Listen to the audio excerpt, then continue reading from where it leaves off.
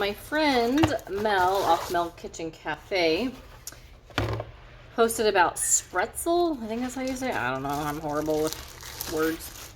And they're basically like an egg noodle, but it's like a loose dough instead of a hard dough. So then you put the dough on here, and then you take this, and then you squish, and then the batter falls through into boiling broth or boiling water. Okay, I have my noodle stuff done, and then you're supposed to put a blob on here. I have some boiling stock and water in there, and then I'm just supposed to smush this through the holes. And this is either going to be awesome or it's going to be a huge mess. We shall find out.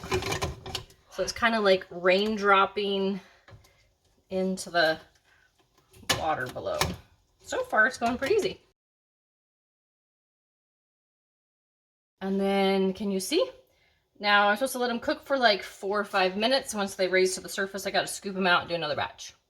All right, now I got to fish all these out, and then I got to do them in batches, and I'm supposed to saute them in some butter and then eat them with the stroganoff. All right, so now I'm sauteing these in some butter.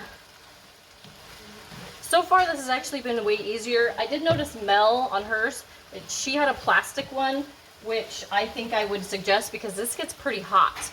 So I would go with the plastic one. I thought it'd be great and fancy and upgrade to the metal one, but in this case, I think I'd stick with plastic.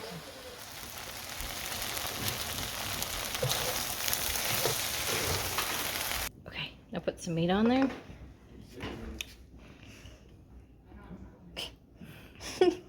You do such a good job, Aubrey.